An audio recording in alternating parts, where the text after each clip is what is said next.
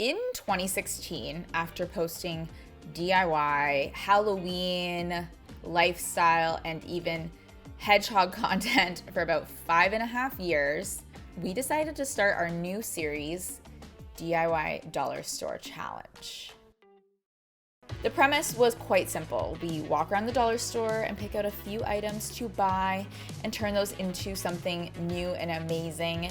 And usually we had a theme for the episode. Back to school / dorm. It's wedding theme, good old home decor. Today's theme is going to be storage.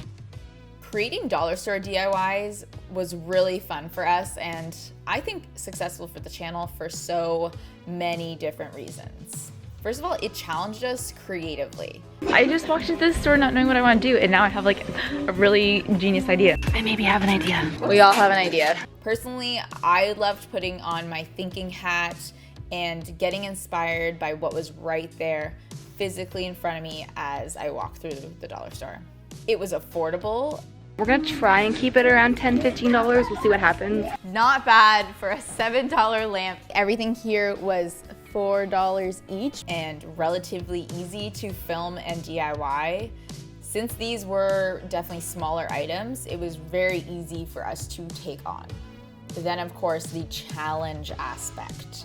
People love a challenge, and we had so many comments sharing their thoughts about who they think won the DIY challenge. Team Kelsey, Team Becky. But again, you guys tell us in the comments who you think won this dollar store challenge. I also think people really liked watching dollar store DIYs because it was just so universal and relatable and accessible. Dollar stores are available in most countries, and a lot of the time they have similar items. And dollar stores are available to pretty much every socioeconomic background. I think that most people have been to a dollar store.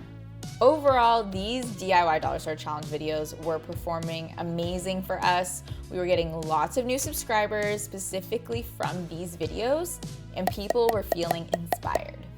But there were some problems with this series.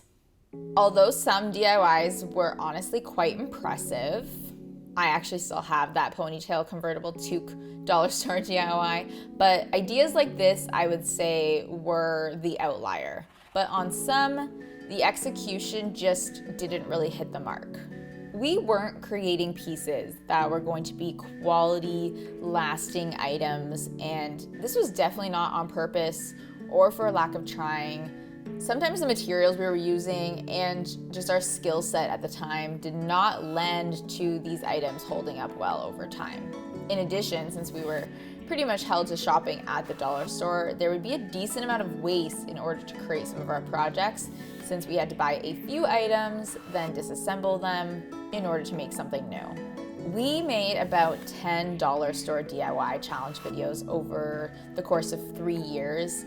And as those years went on, not only did our interest, knowledge, and stance on sustainability strengthen, but so did our audiences. We started getting comments like this. I'd love to see some sort of zero waste challenge. Maybe try to film a DIY video without any waste. Like Kelsey seems to be into the zero waste vibe, and I think it would inspire loads of people to just try to be a bit more mindful. As much as I love a good transformation of one set of items into another, I feel like these dollar store challenges are a waste of new materials that could have been upcycled from pre-owned items. I'd love if you would do more eco-friendly DIYs. And lots of people agreed. I would like to see more reuse / upcycle DIYs with stuff that's landfill bound rather than new. I really do think that appropriately timed, thoughtful commentary and criticism makes us all better people, and that's what happened here. Although it was just a few number of eco-minded viewers, which honestly is a little surprising to me that we didn't get more negative comments about these projects around execution or the sustainability after watching them back, but maybe that just goes to show that even a few years ago, or depending on your social circles, we view sustainability differently.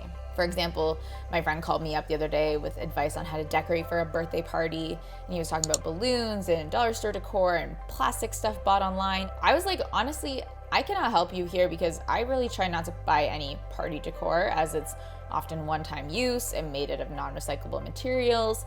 And I told him that for parties, I like to use cutouts or signs made of paper or cardboard, and just some good colorful mood lighting and music to create the vibe. Anyways, I digress, but you want to know what happened to our dollar store DIY challenge? We saw those few comments and decided to stop our DIY dollar store challenge videos.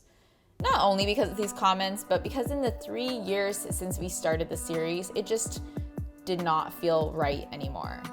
It was wasteful, and we did not know the ethics of where these extremely inexpensive items were coming from. But as you know, where there are absurdly affordable items, poor labor conditions are often not far behind. Now, I'm not out here telling you to not shop at the dollar store, because I know it can be a lifeline for students, seniors, the low income, but as always, we want to reflect before purchasing and not overshop just because the low price means that we can. When it comes to shopping at the dollar store, remember that a lot of the items, whether it's a shoe mat, dishes, even craft supplies, are available on places like Facebook Marketplace or at the thrift store. This is still very affordable and it eliminates the need to purchase something made out of new materials. We're giving secondhand items another life instead. As for me and our channel, this means not glamorizing the dollar store through our DIY dollar store challenges, and it means keeping our waste in check by DIYing responsibly. I'm really curious to hear your thoughts and comments down below. What is your take on the dollar store and dollar store DIYs?